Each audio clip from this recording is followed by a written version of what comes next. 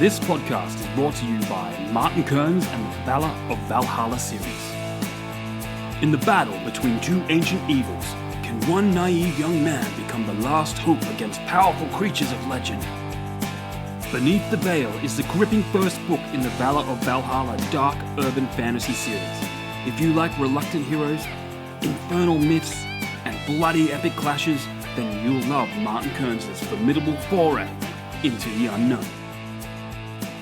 So head on over to readkearns.com and grab yourself a copy of Beneath the Veil today.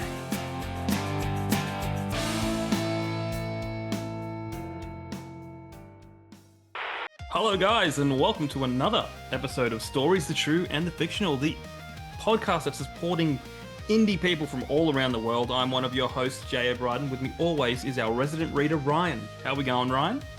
Man, I am living the dream. Lots of comic reading this week. I decided to. I'm still reading, the weekly releases. I think I'm up to 2022 now, finally, after taking a few years off. But I have been reading some old DC stuff through the DC Infinite app. I got a free 3-month subscription to that. So I went back and found, a chronological order of comics to read back from 2000 onwards. When I read comics during the day, I read those DC ones, and when I read during the night, I read my weekly ones. But still, I've just passed 3/4 of the way through Sinner's Past. And all I've got to say is, S.S. Fitzgerald, if you're listening, you are a sick, twisted fuck. Seriously. I just went through this week. I went through the hospital scene. I'm not going to spoil anything, but the depravity of it's just really. It's like I don't get. It is a little bit scary, but. It's just wow. I don't know where his mind goes when he creates these things, but I'm loving it. There you go. Yes. Check out S.S. Fitzgerald. He's not a sponsor, but we talk about him a lot, almost as much as Janelle Shaky. Check him out and check out his episode if you haven't seen it already. It was a couple of weeks ago, maybe more, maybe a month ago, depending when this episode drops. But we do have sponsors, Rebecca Castles and Martin Kearns. Please check them out. They're great authors, great people. Got to get them back on the show soon too, especially Kearnsy. We haven't had him on in a while. Well, he's had a new book. I just found it on Kindle Unlimited, the third and final book of the Veil of Valhalla series. I don't know when it came out, but it popped up on my Kindle Unlimited read, and I grabbed it straight away. Well, I'm going to grab him soon, and we're going to make this magic happen. But while you're there, check out our sponsors, not our sponsors, check out our merch down below. Buy a shirt, support Ryan's family. My family of cats. And and help keep this show going. We've had a lot of support lately. We've had a massive jump in subscribers, so thank you guys for jumping on and listening and being a part of this great indie community. And speaking... I take full responsibility for our new subscribers because I'm always living the dream, and everyone wants to be like me, living the dream. So I take full responsibility. No, I think it was I think we're just the quality of authors we're getting on and filmmakers and stuff is just constantly getting better and better. Every single time we do an episode. Yeah. Well, let's bring in today's indie author, Mike Nunneley. Thank you for joining us. Hey, I'm glad to be here, man. This sounds pretty exciting. Oh, it's just gonna get better from here, man. I got you guys' questions. Give me my little warm up, and this is gonna be fun. I'm looking forward to this. And then at the very end, we get to play a little game, which is just exploding at the moment, called Story Pitch. I'll explain it when we get there. But you basically got to pitch us a story with the parameters that we set, that you blindly choose. But we'll get to that later. First, let's not get too crazy with all the tangents, but let's find out who you are first. Who is Mike Nunneley? Okay. I am a horror writer. I write it in various forms. Currently I have hard-boiled cyberpunk cosmic horror kind of a thing. I've got some superhero horror stuff coming. I've got some Ooh, Viking fantasy horror stuff coming. ooh, I've written several comic books, done a ooh. lot of podcasts. I have been writing professionally since 2019, and I founded a couple of labels, Omen Publications and Revelation Publications. And I got one book out, The Dread, and I'm currently working on a second book. Amazing. Awesome. Well, I mean, you're speaking my language with horror, superhero horror, comic books. So yeah, you pretty much sold me I, already. I am a huge comic book fan. I have been Yeah. reading. In fact, it was actually a comic book that got me first into writing. I read a lot of comics, but the one that really inspired me to go, hey, you know what? I want to try this. Is Spider-Man versus Wolverine. I don't Nice. know if Yep. you've ever read Nice. that, but I has a have. little espionage thing going on. Hmm. And that fight in the graveyard. Holy crap, that was so awesome. I love it that Spider-Man is just he's Mm. punching down Wolverine, everything he's got, Wolverine's just smiling the whole time. Yeah. It was just awesome. Yeah, yeah. But I always like when, people go out like all the villains and even heroes and stuff. They go after Wolverine, and I just love seeing him just take every single thing that they've got. One of my favorite ones was Wolverine versus Hulk, and oh, Hulk actually rips Wolverine in half and throws half his body. I think 1,000 miles north and half his body 1,000 miles south, and he ends up just crawling over the period of a couple of weeks, and just gets back to normal again. Mm. It's insane. And then there's right? Old Man Logan. That's a Yeah, bit fun. yeah. I've been asked a few times what superpower I would want, and it is definitely Wolverine's healing factor. Hmm. Yeah. Not just for the healing, but for the longevity. Yeah. Yeah. Yeah. Yeah. I mean, a lot of people think that he doesn't age and he'll live forever, and that's not really true. No. He just ages really, really, really slowly because of his healing factor, because it just Mm. essentially, takes away any of the diseases or the ailments that may affect us as we grow old. Yeah. But he will eventually get super, super old and pass Mm. away, but it's just a lot harder. He won't pass away from someone trying to kill him because, Yeah. yeah, he'll just come back. Do you have a favorite superhero? Me, Batman, for sure. I've always been Oh, Batman, me and always you are been a right on the Batman same page fan. right there. Ever Hell since yeah. my parents took me to see Batman 1989 when I was 7, Oh my uh, God. with Michael Keaton. I He have the is exact same story. awesome. Well, he is and will always be my favorite Batman. Like that's saying a lot because I do love most of the Batman. But yeah, Michael Keaton, the memories that I have seeing that, and that got me into reading, and then I found, Superman, the Justice League, and then I found Marvel, the Avengers, Spider-Man, all that kind Mm. of thing, and it just started a lifelong love of comic books, and I pretty much have read since I was 7. I took a couple of years off dealing with some other stuff I had to deal with, but I'm slowly but surely working my way back up to date. Like I said in the podcast before, I stopped reading halfway through 2021 and started reading again earlier this year. So I'm slowly making my way through, and I think I'm up to 2022 at the moment. So getting there. I'm pretty far behind as well. Oh, I've gotta ask you a thing about Batman 89 though. sure. One of the things that made that so good for me Mhm. was that pre-Batman 1989, my only exposure to Batman was Adam West and Mhm. Super Friends. Yeah. So when we get to Batman 89, I was like, finally, Batman is cool. Yeah. Like, check this Yeah. out. Yeah. Was it like that for you? Look, I hadn't watched because I was only really, really young. I was only 7. I hadn't actually watched any of the Adam West Batman before I saw Keaton's Batman.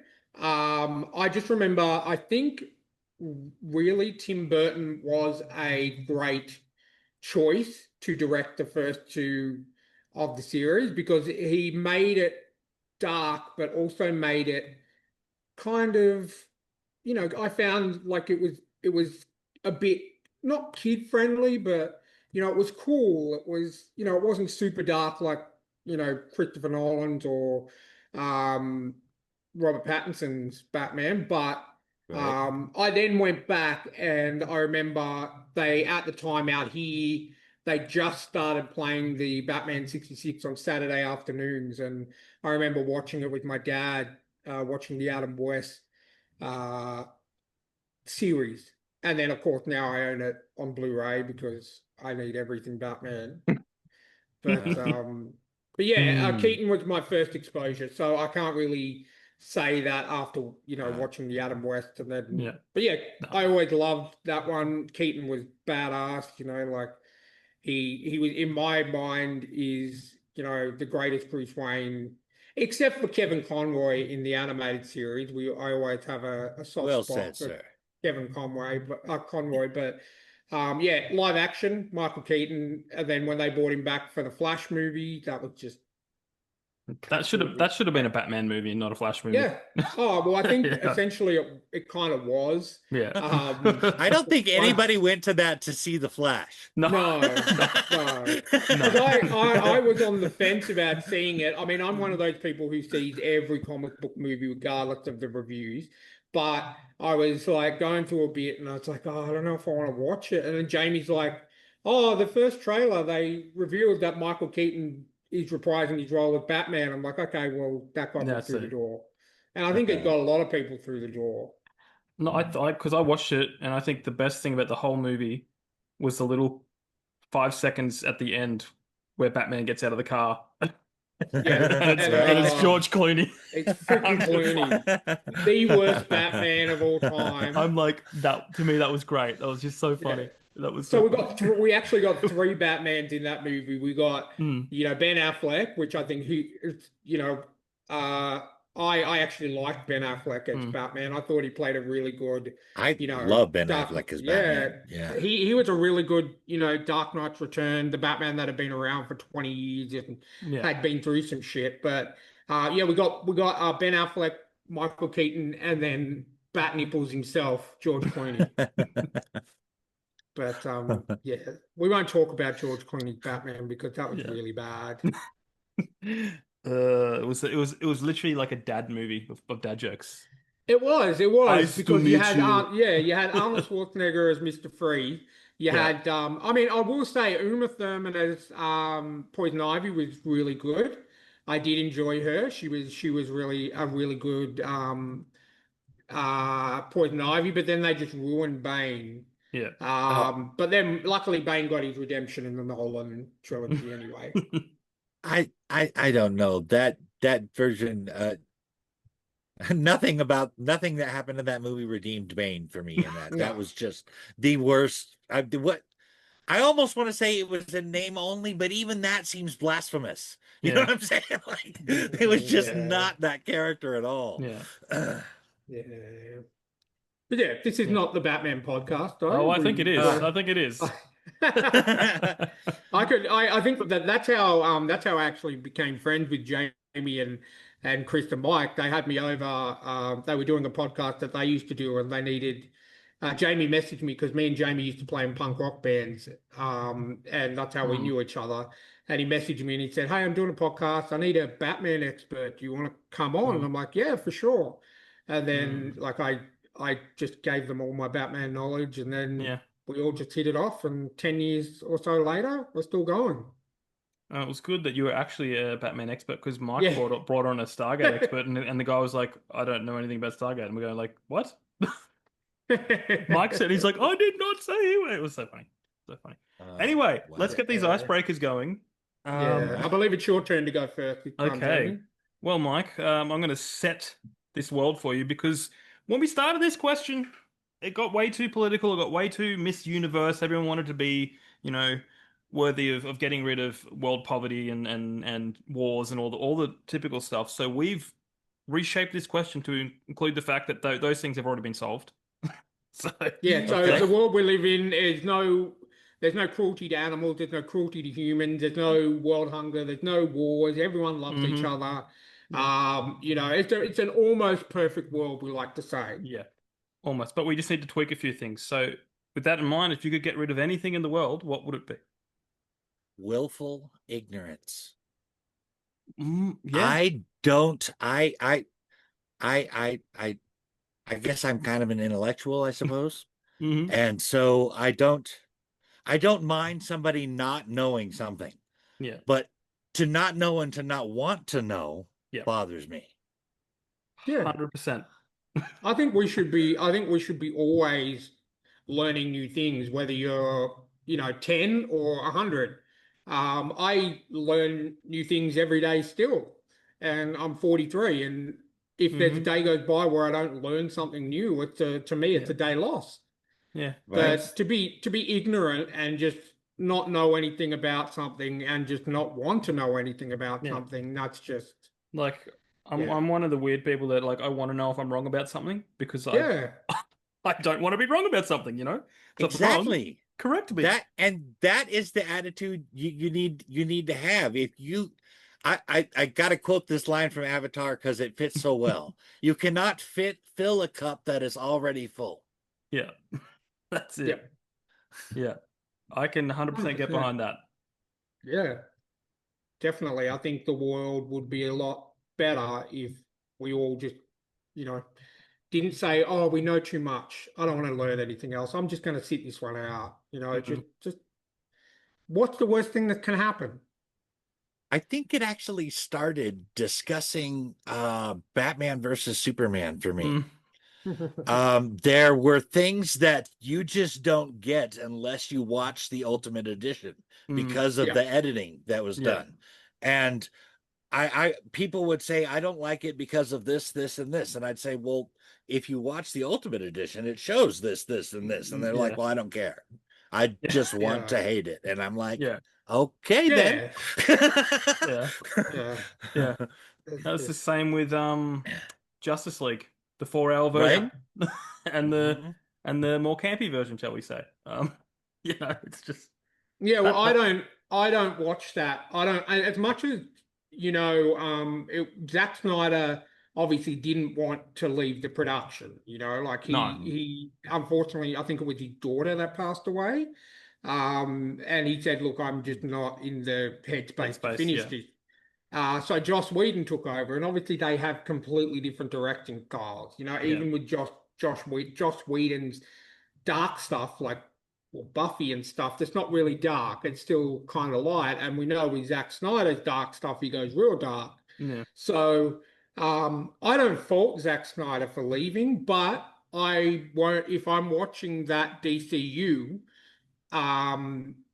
From start to finish, I will watch the 4 hour Justice League, not Yeah. the Yeah. two and a Totally. half hours Justice League, because to me the 4 hour version is way better.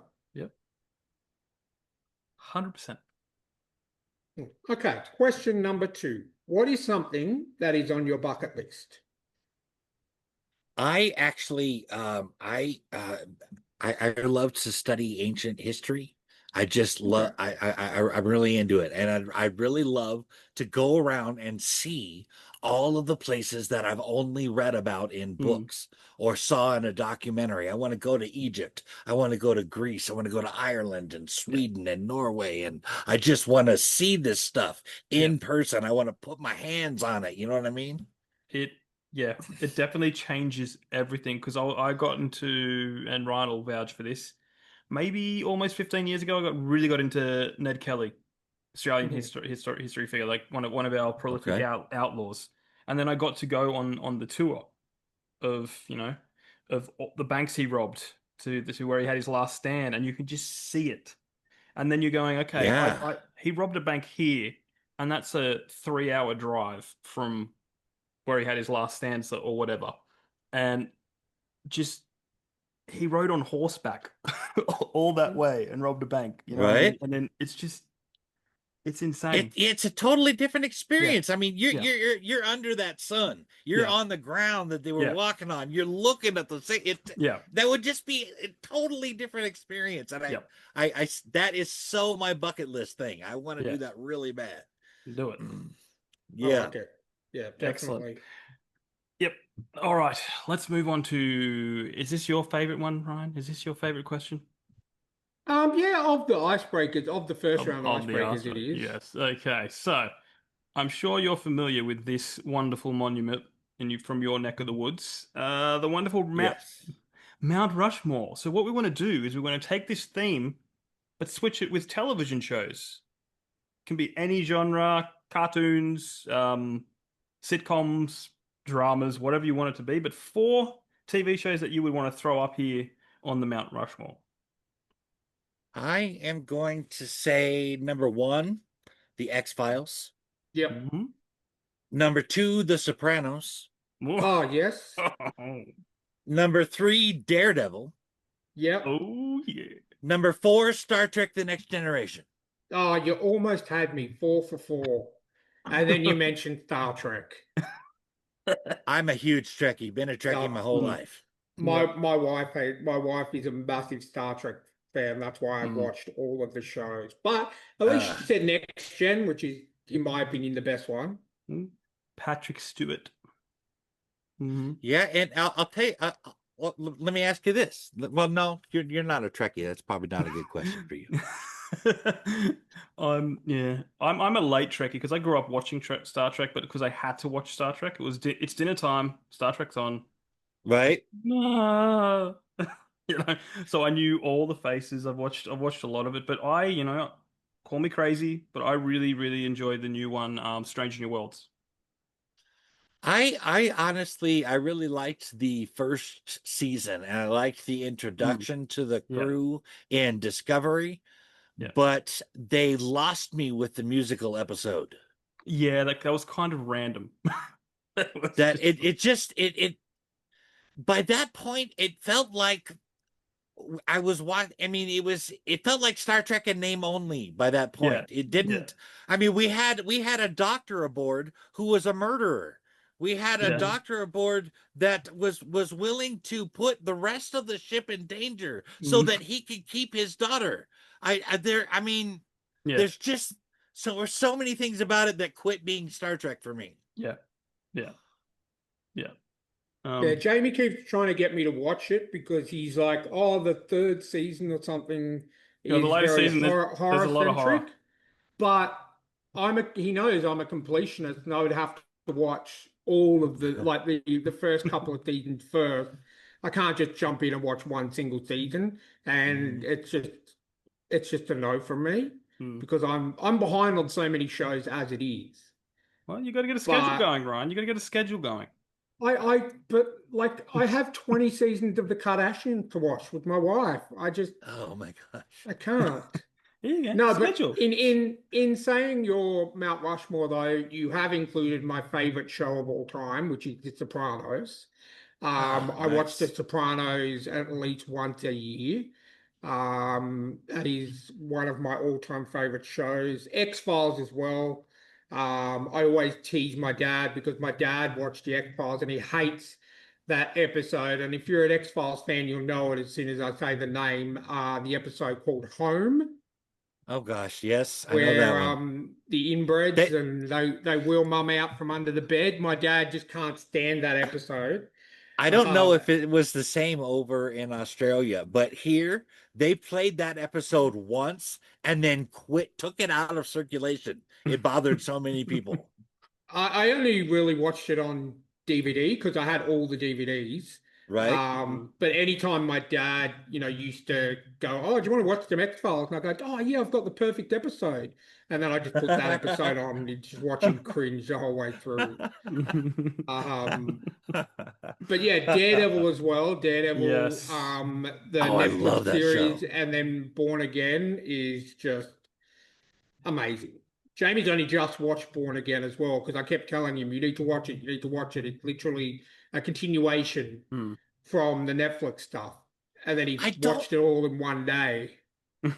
I didn't. I will say this. I don't want to spoil anything, but they kind of get rid of a beloved character right in the first episode, and it really bugged me.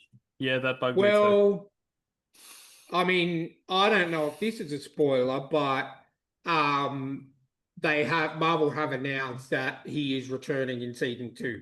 So oh yes. I don't know if that's through like flashbacks or anything, but it does say that person, and like I said, I'm not going to spoil it because I don't want to do that to people. That person is returning with the rest of the cast of Daredevil. Oh my gosh, that is so exciting! It shocked the hell out of me too.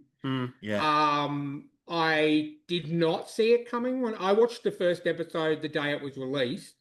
Because I think I was in hospital for 10 months last year and this year. So I'd gotten out of hospital, and we had our new house set up, and I was like, oh yeah, I need to watch this. So I watched it, and I think they released the first 2 episodes.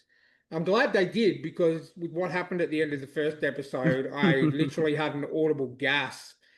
Yeah, and my mouth open for me. Yeah. And my wife I was watching it on my computer with my headphones, and she's like, what's wrong? And I said, oh, they killed. And she's like, oh, it's part of your show. Like, yeah, but yeah. No, I love it, but I don't know. So something I was watching. I maybe need to watch it again, but I felt like something was lacking from season 4, or technically season 4. Season 3. No. You mean? No, as well. I call Born Again as 4. It's okay. Born Again. Okay. Born Again. I don't know. It felt like something was lacking. I can't put my finger on it. I still liked it. I still loved it. But for me, I thought the thing with Vanessa, I get that she got a taste of power and she liked it, but her character was a complete 180. That was nowhere near the same woman, and it kind of threw things off for me a bit. Yeah. Well, that's one thing I said to Joe in the first, say, 4 or 5 episodes. The Kingpin character was kind of weak, but then obviously, towards the end. Came back, which I was agreeing with a lot of his policies. I'm going like, cut the red tape, go fix the pothole. I'm going, yay! I can't remember the exact storyline, but Kingpin did run for mayor, and he put on a facade like that. Yeah, so it did feel like a facade. He was actually mayor in the comics for I think about 2 years. It culminated in a storyline called Devil's Reign, which I'm almost about to start reading. Where Kingpin actually did become mayor of New York, and he was funny when he wanted Daredevil taken out or Spider-Man taken out. He would just get all the mercenaries or crime gangs, and he goes, okay, whoever can bring me Daredevil or Spider-Man will get a get out of jail free card, which means you can continue to operate your criminal activities and I will keep the police force and government away from you for 1 year. And that's the kind of thing you can do if you're a government official, it's funny because he's got that supervillain voice. Yeah.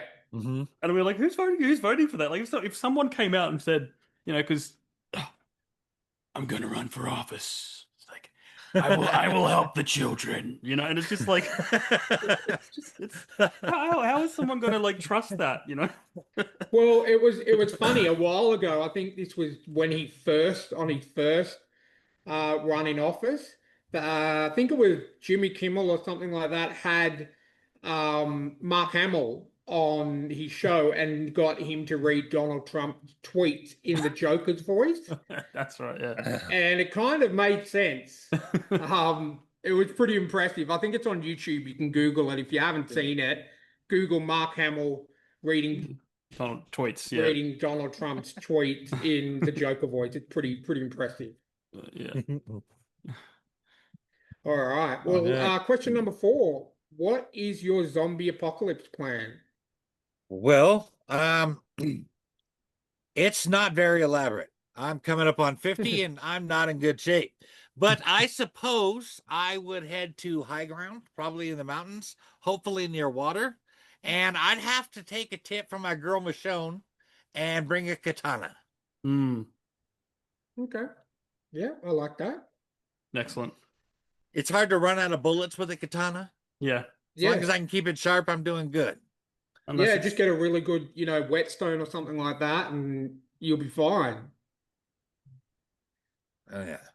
excellent. But I like that idea because lately we've been getting a lot of people who just say, I will just spend a day with my family and then succumb to the zombies because I'm nowhere near ready or healthy or fit enough to fight the zombies. But I like that you're actually putting the effort in.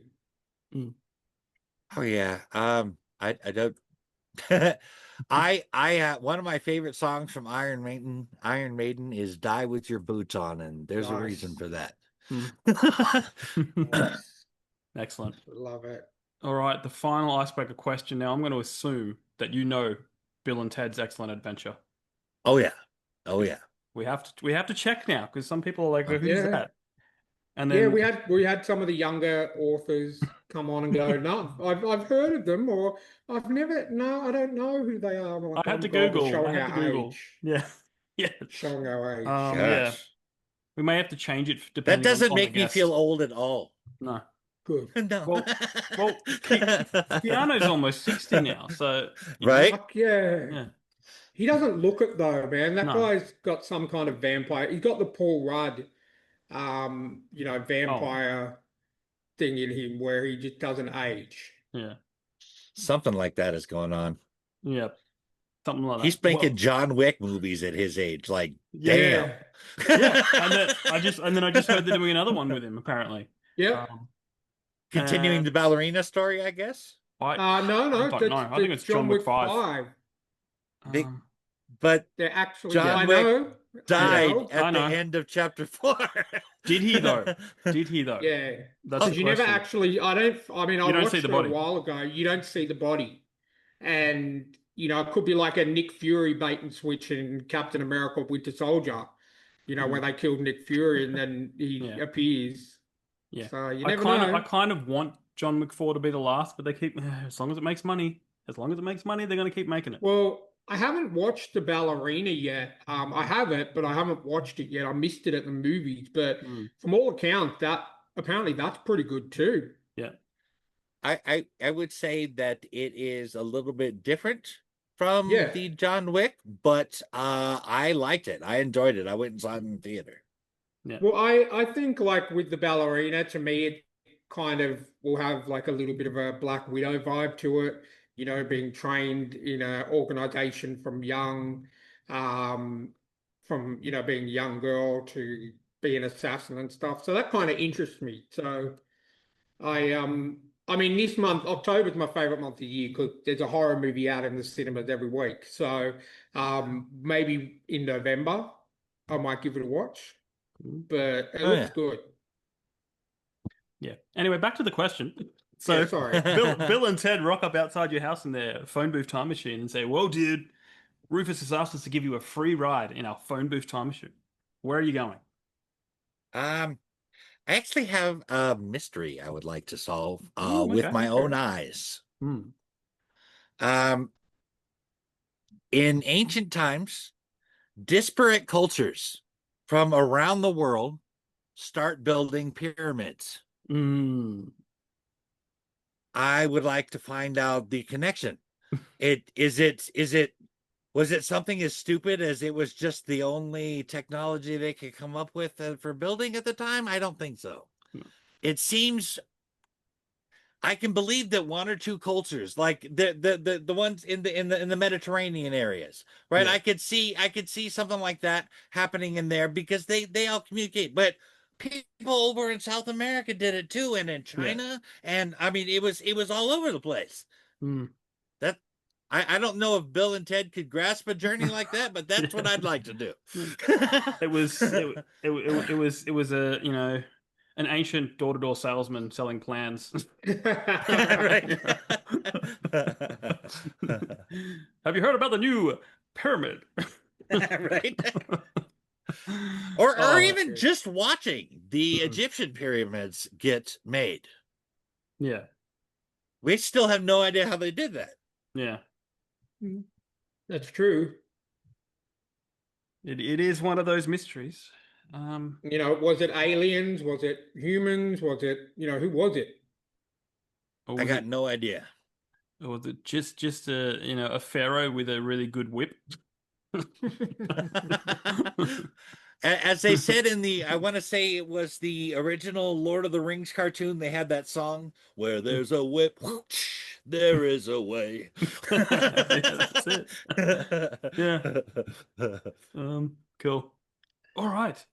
This is going to be a great question because, well, we're all comic book fans here, and we all Uh-huh. love origin stories. So, what's your origin story when it comes to your writing? What's your origin story? Actually, I got a really fun, what I think is a fun story for a horror writer to have. When I was, I watched my first horror movie in 1985, I watched A Nightmare on Elm Street. It Oh, had yes, just me come up too. on VHS. That was Yes, all right. that was my first horror movie. Nice, nice. Nightmare on Elm Street. Johnny Depp, That amazing death. It was fantastic. Hell yeah, blood just pouring out. That was awesome. So in my fifth grade class, we had journal time. Now, I'm just assuming the other kids were writing about what they did during summer or an argument they had with their sister, or I don't know. I was writing down from memory the script to A Nightmare on Elm Street Part 2, Oh, Freddy's okay. Revenge. Nice. So I got several pages of this in my journal, and I guess the teacher was reading our journals when she was out at school or whatever. So she got to my journal and she's reading about Freddy Krueger killing these people, and I'm sure she was disturbed by the shower scene. And so she calls my parents in and says, I'm worried about your son being around the other children. And it was just this whole fiasco. Were worried about, wanted me to lead the class, and it was a whole thing.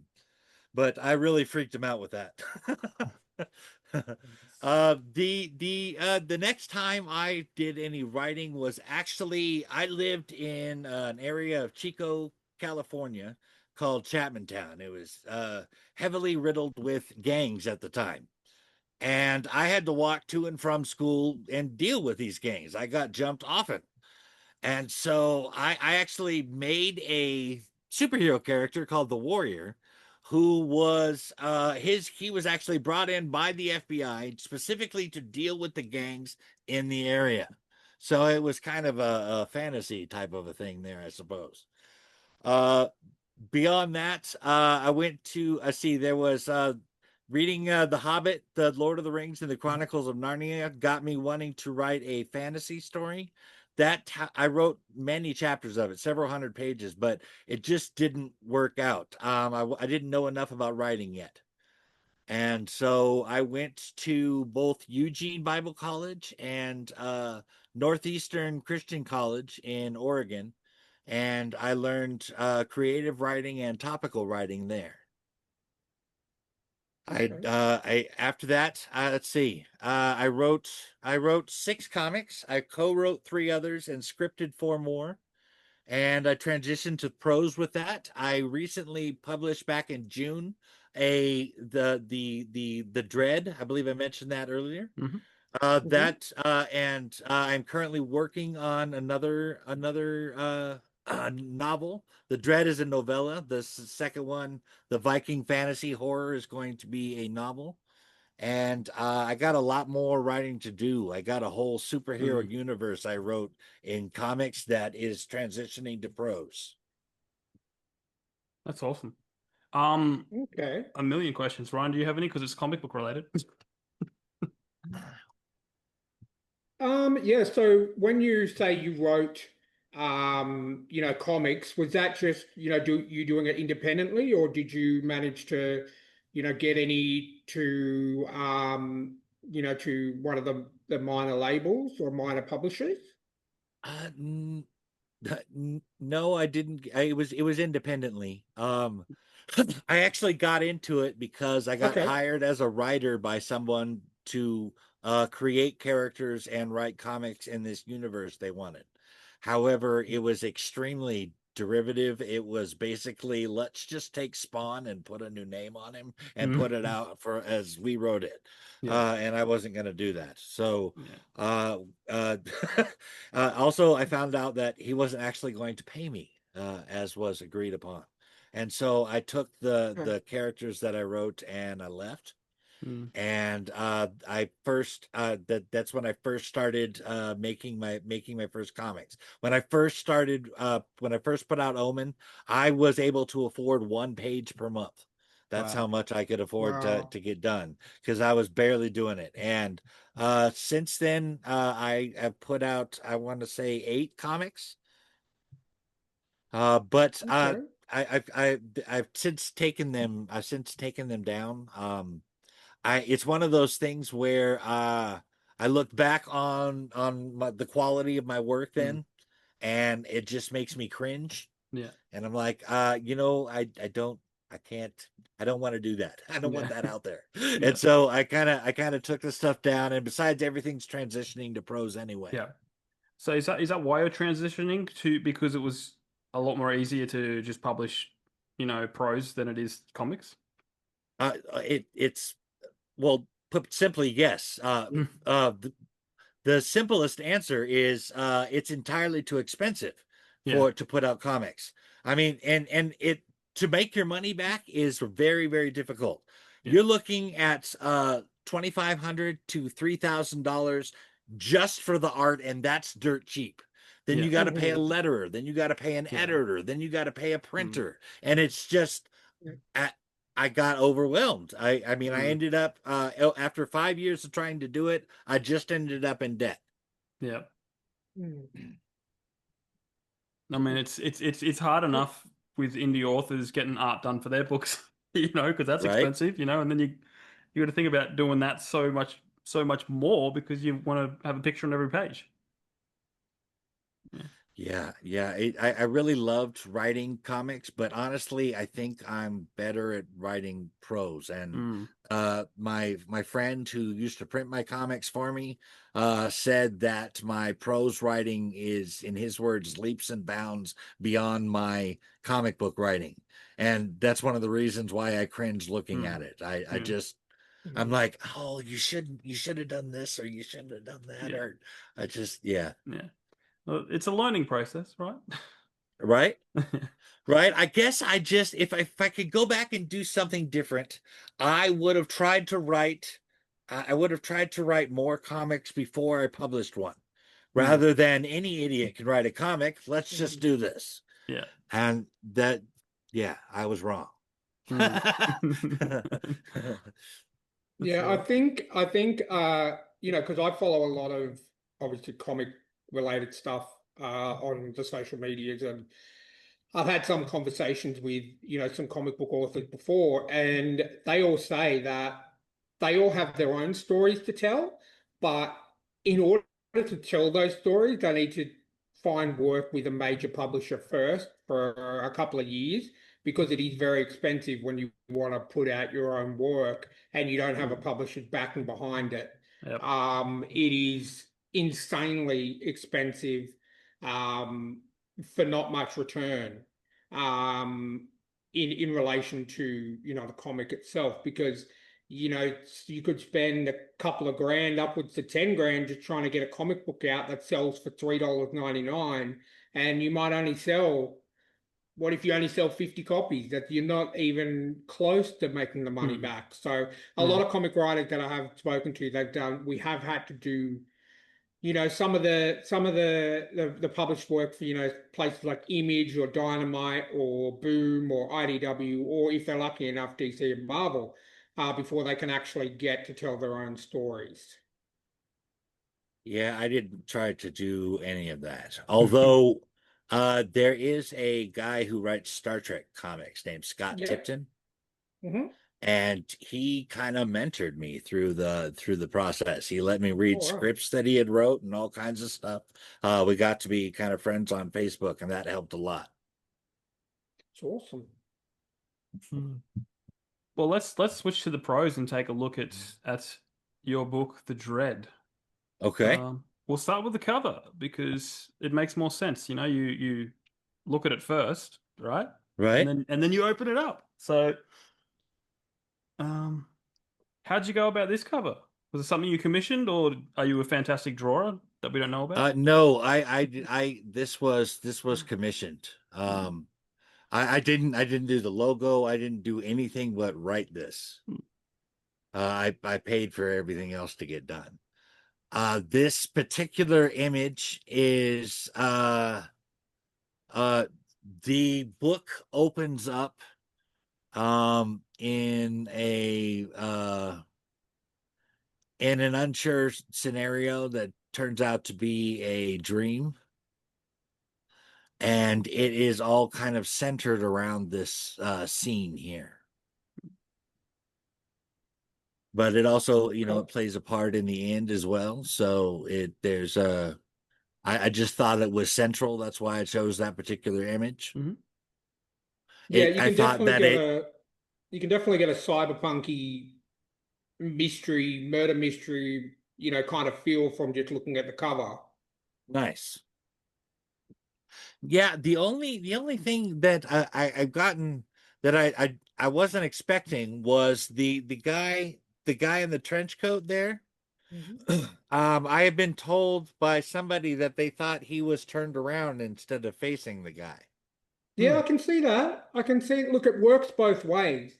It works both Right, ways. If you look at it from, if he's facing the guy, he's kind of crowded in shadow. So it's all mysterious. But then obviously, if you're looking at it from him facing the street and the buildings, it still works just as well too. right, right. Mm. Yeah, and then the dread there, the title, I chose it simply because the feeling is in and of itself central to the story. Okay. That just intense feeling of dread eating away at your gut is something that I hope to not only do my characters go through it, I kind of hope to put my readers through it as well. Now, is this I was looking at Amazon earlier. Is this available in all formats worldwide? Because I was trying to buy it on Kindle, but it's saying that it's not available to buy in Australia. I may just have the wrong settings, but I is it a I have it set for all territories on KDP. okay? Okay. That might just be a me issue. So I It's just thought I'd also ask. it's also free to read on Kindle Unlimited. Mhm. I don't know if that Awesome. makes a difference, I have Kindle Unlimited for sure. I read that much that it just makes sense for me to have it. So right? but yeah, no, I'm sure I'll find it. I'll just keep going through while we're talking. Anyway. Yeah. Yeah, so what's the plot? What's it about? Um, okay. It's the 26th century. We are on a space station between what was Earth. It's called Old Earth now, and Mars. The space station is called the Newer Space Station. Um, the story focuses around a guy who has a dream so vivid and so real that it has him questioning what is real and what isn't. To make matters worse, he struggles with insomnia. Okay. So this basically sets him up as your typical hard-boiled unreliable narrator. Mm. Um Yeah. he the book is John Pearson's journey uh, uh, through this thing, but it's all framed around a serial murder case. A third body shows up at the morgue, and that makes it a serial murder case, which dumps it in the laps of John Pearson and his partner Alan McCullough. Here's the problem.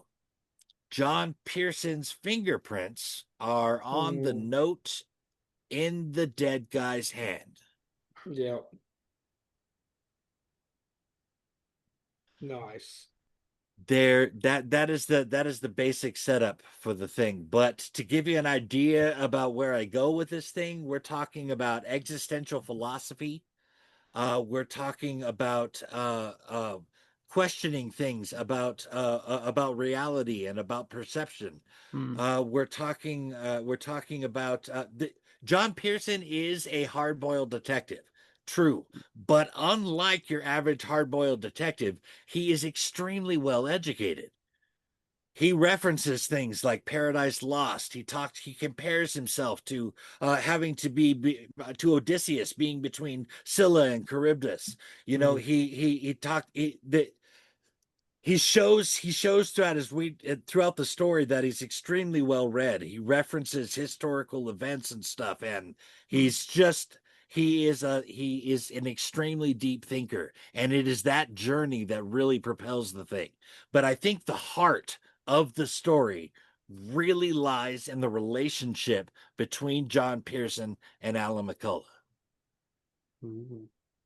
They have the kind of bond that soldiers get on the battlefield when they have saved each other's lives. They have been there for each other through thick and thin.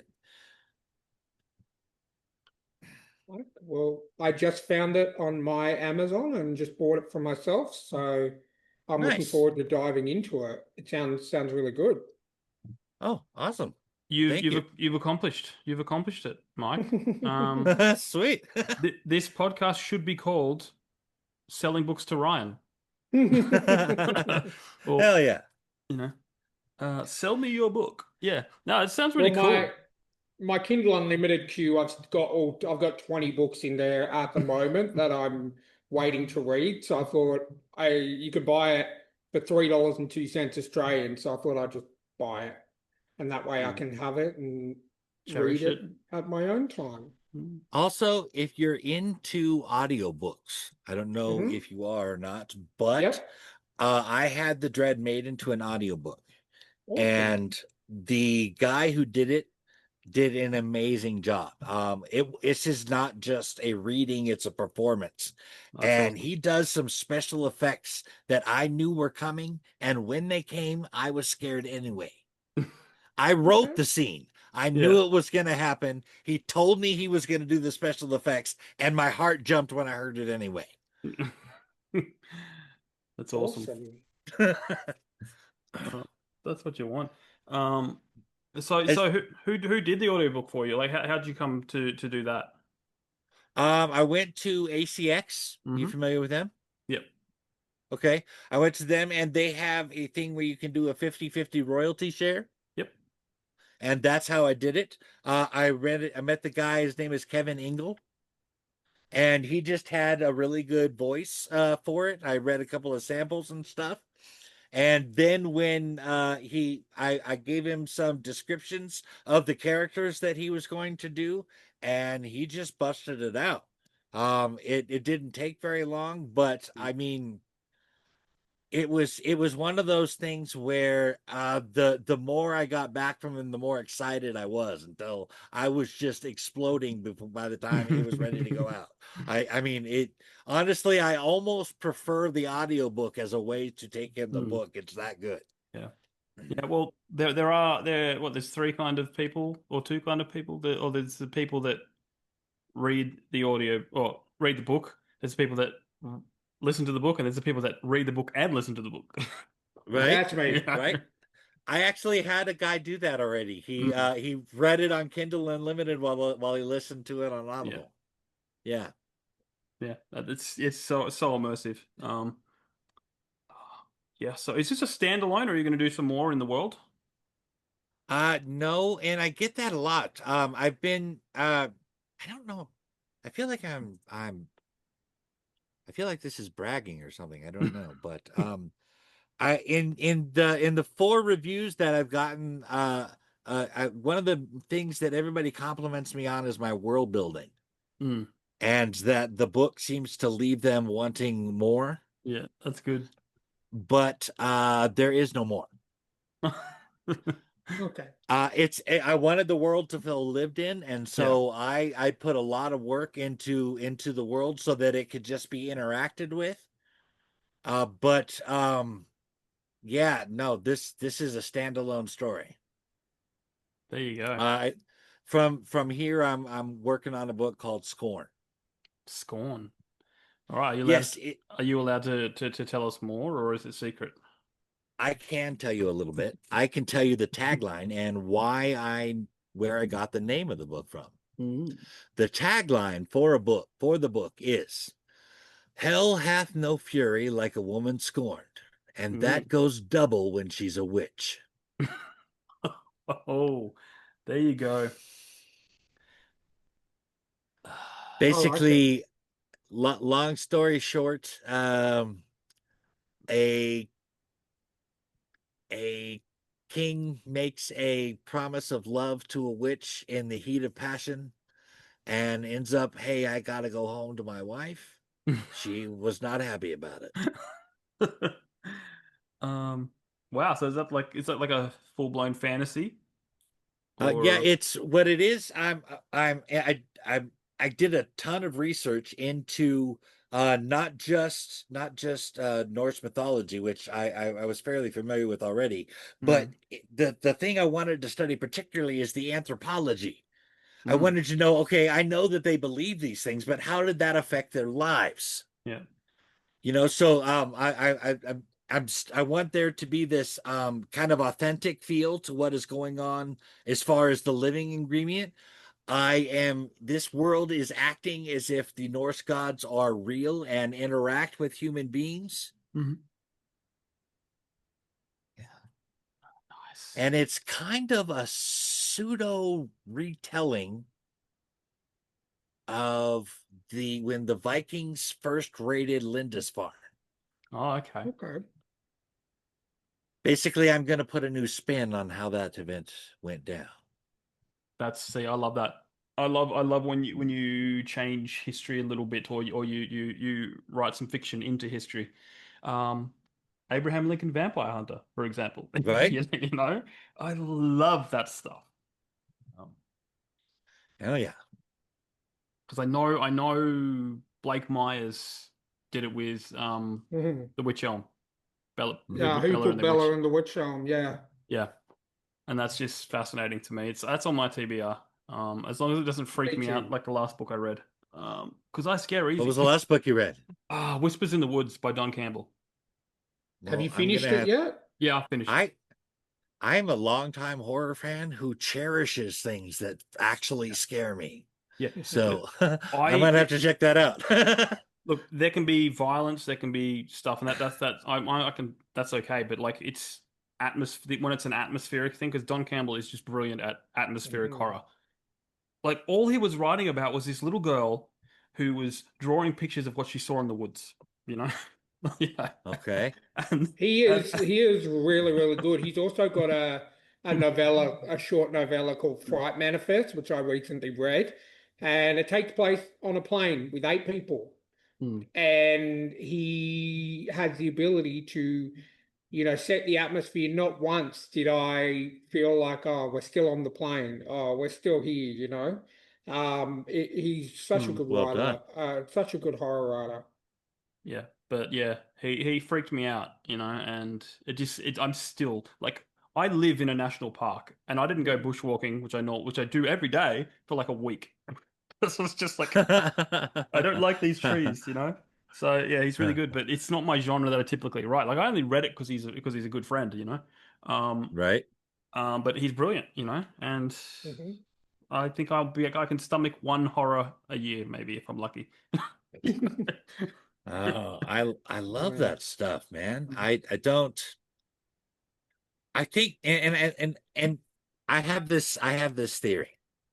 I think that people that watch horror do so for the same reason that people ride roller coasters. They want to experience danger in a safe environment.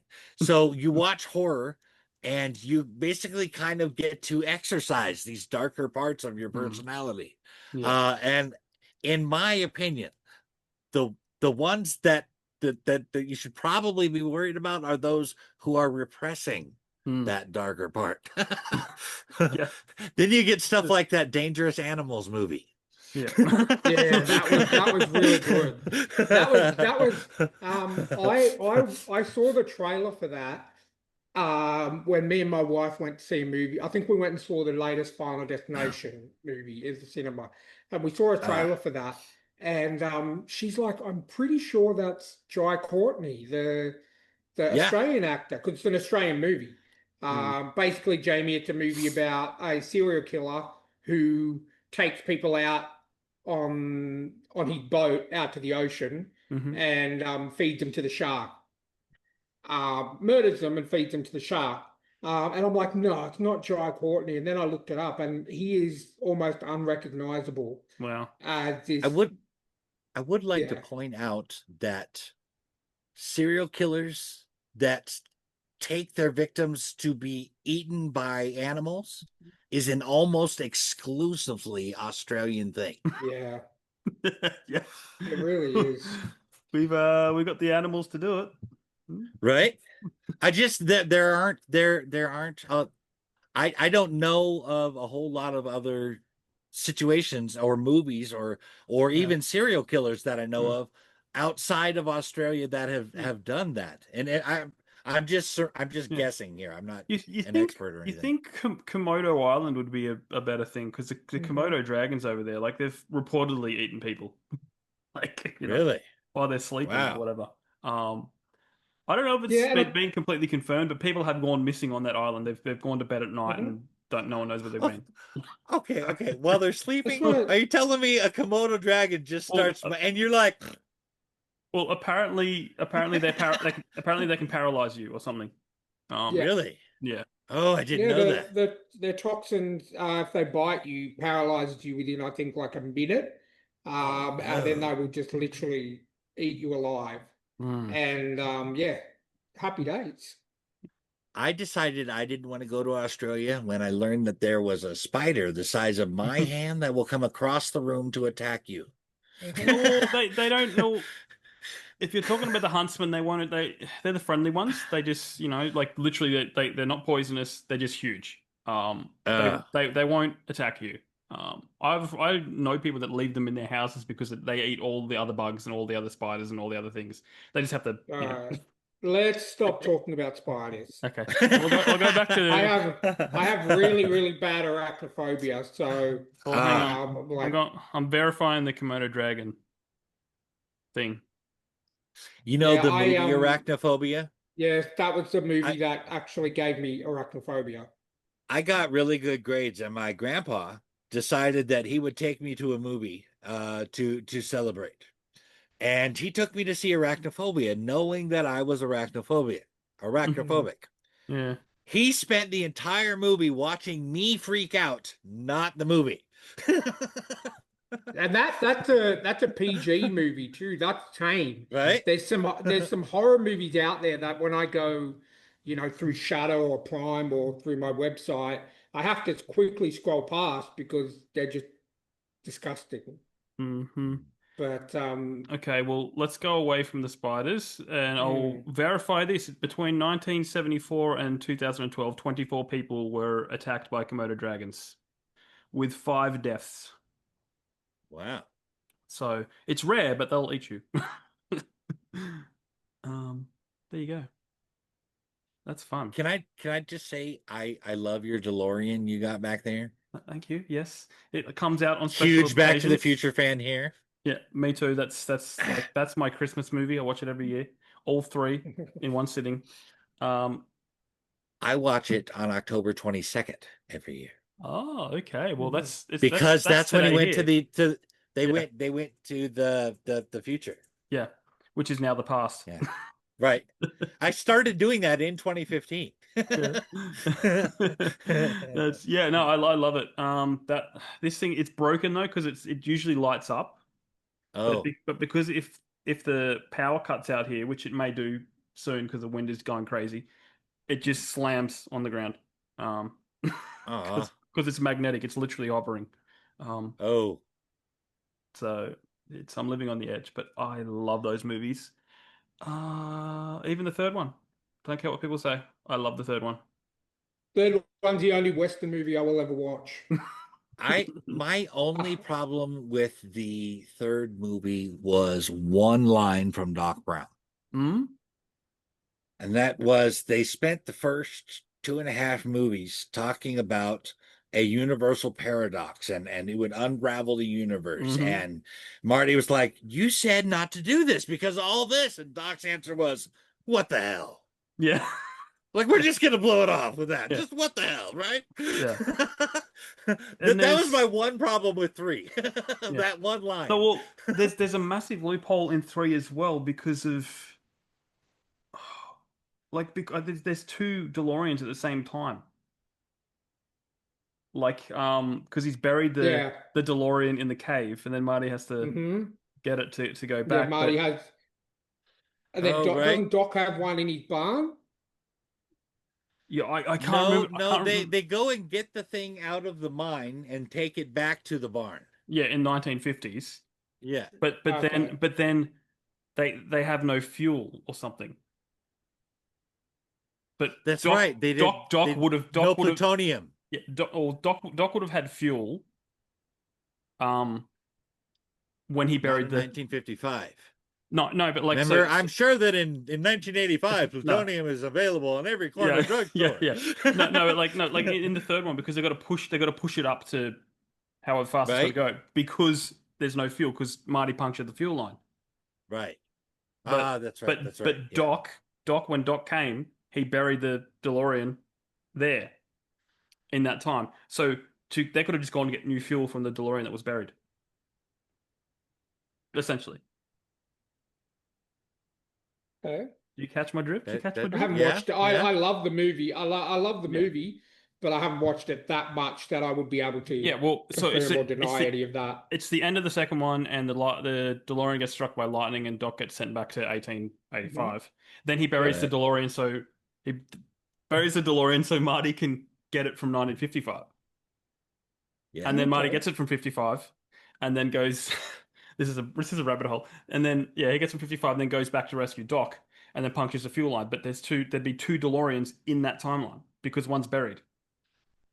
Oh, yeah. Because Doc Okay. buried it. So to get Okay. they could patch the fuel and siphon the fuel from the one that's buried. Problem solved. You really need a Wasn't job, there a Jamie. whole thing of having You to really need a avoid the job. Hey, man, I'm happy to geek out anytime. Wasn't there a whole thing of having to avoid their past selves, though? Yeah, but Doc ran into himself in 1955. Mhm. Right, but he totally casually blew it off, like, Yeah. just here's Look, your little thing here. there's, Yeah, weather. there's a lot of holes in it, but I'm just saying, is there no way that they can go and just siphon a little bit of fuel to, get them up to 88 miles an hour? Anyway, You this would isn't. think, yeah. I could talk about this all the time. There's also the other theory of Marty dying. They reckon Marty died a whole bunch, and then Doc Brown went back and saved him, like when he jumped off the building. When Biff, You know that there is comics from IDW, Back to the Future comics, I haven't read that them, but were I know they're there. actually Yep. they were actually done by Robert Zemeckis. Yeah. So it's actual canon stuff. It fills in a lot of things. Oh, I need to read them because I'm a Back to the Future fan and I haven't read them. I haven't even played the game, the Telltale's It's game that came out. IDW. Yeah. Yeah, the Telltale game looked pretty good. But yeah, it's IDW, I believe, that the Back to the Future comics come What out did I of. say? I think you said IDW, yeah. Okay, okay. I was just letting Jamie know because he loves Ninja Turtles, and that's where he like the Ninja Turtle comic run from IDW is brilliant. I am Yes. proud to say I have the entire Teenage Mutant Ninja Turtle run and all of the little spin-off Nice. series from Nice. IDW Awesome. and all of the Back to the Future comics. You're better than me. Awesome. I have all the IDW up until episode 100, issue 100 or whatever. When it went weird, too weird for me. I have two sets of first prints of the Last Ronin. Um, one of them signed by Kevin Eastman because I met him a couple of years ago, and I gave him a copy of my book. I check this out. I used to run a comic book reviewing site called Chico Comics Page, and Kevin Eastman called my house for an interview. I talked to him for like 45 minutes on the phone. But here, check this out. Check this out. I got crickets, and this is why. We start talking about the IDW origin and how they Mhm. incorporated reincarnation into the whole thing. And I Yeah. was talking about how I really liked that. And it was actually of the Turtles origins I'd seen, that was actually one of my favorites. And Mm. it's just silence. And he Mhm. goes, yeah, that was actually Tim Waltz's idea. And I'm just like, oh my God. Oh my God, I just said the wrong thing. Yeah. But yeah, I taught he called my house. He called my phone number and Wow. talked to me for like 45 minutes. We That's talked heavy amazing. metal and Teenage Mutant Ninja Yeah. Turtles and everything. It was He's awesome. he's such a down to earth guy. Yeah. Because yeah, when I went, there was a massive like it was a Comic Con Supernova Comic Con. I can't remember which one it was, and I think the Superman guy was there. Tyler Coachland, the Mhm. Superman and Okay. Lois. Yeah, he was there. Alyssa Milano was there. The biggest line was Kevin Eastman, and it was just for days. And the only reason I got to see him is because I had a special pass which got me to the front of the line because he was just wanting to talk to everyone. You know, Oh he'd yeah. spend time with you. You know, it wouldn't be just like, oh yeah, yeah, there you go, there you go. Yeah. You know, He was amazing. super friendly, and even with my faux pas, he was gracious. Yeah, yeah, Yeah, yeah, that was exactly like you describe it. Just totally down to earth. Just yeah, it was great. Yeah. yeah. I was just thrilled that he pronounced emu right. Um, Emu, right? emu, because a lot of people call it emu. You know, a lot of Americans say emu, Oh, and it's emu. Um, and he got it I right straight off the bat. I think I've only heard it emu. There you go. I think it may depend on which part of the country you're from, Hmm. because I've been on a lot of podcasts and they keep going emu, emu. You know, Mhm. Ah, that's I mostly West Coast. I don't know if that makes a difference. maybe I may have to look into this. But Hmm. anyway, this isn't the Ninja Turtle podcast. But are you looking forward to the last Ronin movie that's coming out? Yes. Yes, that's gonna be nice. I've been waiting my whole life for a very violent Ninja Turtle movie. Uh, Speak, Speaking of Ninja Turtles, let's bring this around here to Ryan. okay. What did you think of Batman versus the Teenage Mutant Ninja Mm, Turtles? Loved Watching it. Batman and Absolutely Shredder loved fight. it. Oh, yep. Mhm. oh, Yep. Oh And yeah. even the movie was yeah, good. Even the movie yeah. was good. Yeah. I is there three comics, isn't there? There's three comics. Yes, there is. Yeah, Yeah. Three. I think I've Yeah. got the third one, but I haven't read it yet. But I absolutely loved it. It just made sense, you know. Mm-hmm. It just It's made so they sense. so perfectly blended Yeah, together. I mean, like with the League of Assassin yeah. and The foot, the foot and yeah, everything all together. I was like, and then mutate. how has this not happened before? Yeah, and then mutating the villains, you know. Oh, Right? That was good stuff. so good. I'm waiting for them to do it with Daredevil now, seeing that Turtles was a homage to Daredevil. Right? Yeah, Did you notice it was a bit more than an homage? yeah, oh, yeah, If a little you bit. read Daredevil #1 and Hmm. Teenage Mutant Ninja Turtles #1, Yeah, basically what they are saying is when Matt Murdock pushed that old man out of the way and the canister fell out of the thing, yeah, that is the very canister yeah, that created the Ninja Turtles. yep. I mean, I heard it was an homage, but then I read Yeah. it and I was like, that's not an homage. You're saying it took place in that universe. Yeah, yeah, that's it. Yeah, it's yeah, I love it. I love it. Yeah. Cool. Anyway, let's play a game. Are you ready for a game? Okay, let's do it. I'm going to bring up the image so you can know what's going on. So the game is called Story Pitch. So basically what we're going to do is get you to give us a number between 1 and 12 for each of these categories: setting, genre, main characters, professional, and an optional addition. And each one of these, me and Ryan have a graph which correlates to the number that you give us, and we'll give you a setting, we'll give you a genre, we'll give you the rest. And you got to pitch us a story. Now, it can be a comic book story, a movie, anything you want it to be, but we need you to pitch us a story. I'll give it a shot. Let's do it. So, with that in mind, give us a number between 1 and 12 for setting. 1, Okay, and genre? 2. 2. Sensing a pattern here. Main character? Well, there is a pattern, but it's not the pattern you think. 3, 3, yes. and then 8. 8. All right. Fibonacci sequence. Oh, okay. Let's see what this brings. All right. Looking at graph 1, Ryan. Our setting is a space station. Okay. Mine is still loading. I apologize. Okay. Graph number. Oh, sorry. Genre was number 2, and Yes, the it genre was. is sci-fi. So Oh, you're that doing worked. well so far. Okay. Your main character's profession is a serial killer that's on the run. Okay. And your optional addition, which is something that must appear in this story, is emus. Emus. Okay. Space station with Well, that yeah. additional option really kind of threw me for a loop there. That's what they're about. Okay. That's what they're about. Okay.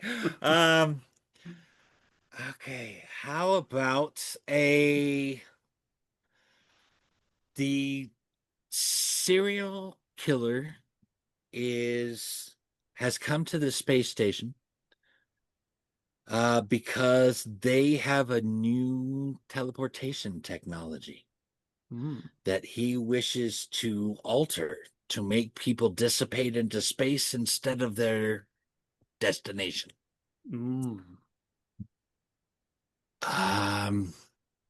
What was the optional addition again? Emus. Emus. Okay.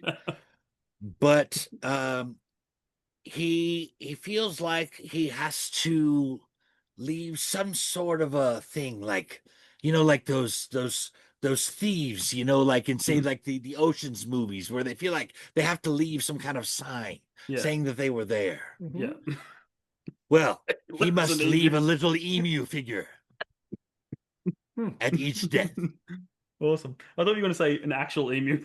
Just kind of No. listening. It would be kind of hard to get one of those aboard the space station, I think. Yeah. No, that makes sense. That his call sign or his what do you call it? It's not a call sign. It's a it's like his token. I forget. Signature. Signature. Yeah. Yeah. Like a signature, yeah. They'll call him the emu killer. That's right. Wait, so how did I do? That works. I'm happy with that. All right. I'm happy with that. Now, we have another graph, so you can have another game. You can give us the same numbers. You can give us the same numbers. It'll be completely different. Or you can give us new numbers. I'll give you different numbers. Okay.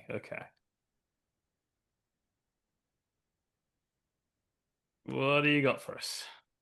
How about 3, 6, 9, and 12? 3, 6, 9, and 12. We always get 12 a lot. But that's okay. That's okay. Okay, so for your setting, it's a garage sale. Okay. And what was the second number?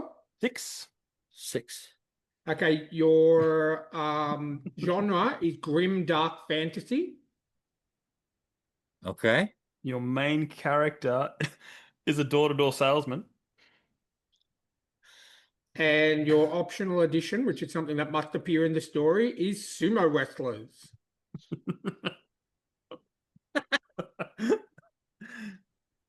Okay. It's a grim dark fantasy set at a garage sale. Your main character is a door-to-door salesman, and it has to have sumo wrestlers. Okay. Um, okay. Let's see. The setting is a garage sale. What if the person who is running the garage sale is doing a kind of needful things deal with the sales? Yes. And let's see. When he goes around door to door pitching these gift ideas and collecting souls.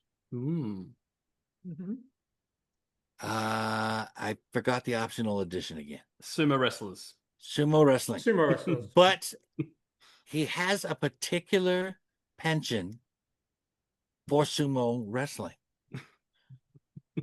He likes to go to these events and pick out his victims from these sumo wrestling events. Mm.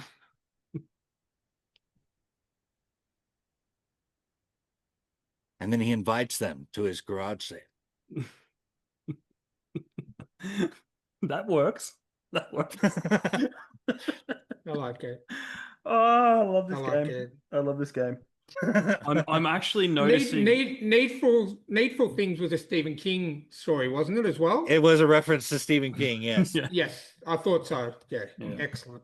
That's cool. I'm noticing a pattern. I'm starting to notice a pattern in how people pick them. Like there's just ones that people always pick. We've had sumo wrestlers quite a bit. Space Station quite a bit. Sci-fi quite a bit. Because I think deep down it's my hope that people are going to watch this show. When they come on, they'll be able to, it's like a bingo card, and they'll be able to pick exactly what they want. But there you go. Who sees? Thank you so much for joining us, Mike. It's been a blast. Yeah. I've had a really good time talking to you guys. This has been a whole lot of fun. We've been geeking out. Got to talk about the book a little bit. Yep. Hell yeah! Thank you for having me on. I really enjoyed this. Well, what we're going to do is we're going to give you the floor to plug what you want to plug. Tell our listeners and viewers where they can follow you and support all the stuff that you're doing. The floor's yours. Okay, you can find me on X at Nunneley Mike. That's NUNNELEY MIKE. You can find The Dread on Amazon. It is available in all territories. You can find it on Kindle Unlimited. You can find it in paperback, hardback, and on Audible. Excellent. And yeah, that's it. You can also see me if you want on Cinema Crusaders, where we do movie reviews and stuff. Ooh, Brian's signing up right now. Yeah, well, guys, all the links will be down in the show notes. Be sure to check out Mike's stuff, support him, and check out our sponsors, Rebecca Castles and Martin Kurtz. If you want to reach out, thetrueandthefictional@gmail.com, or reach out on the socials.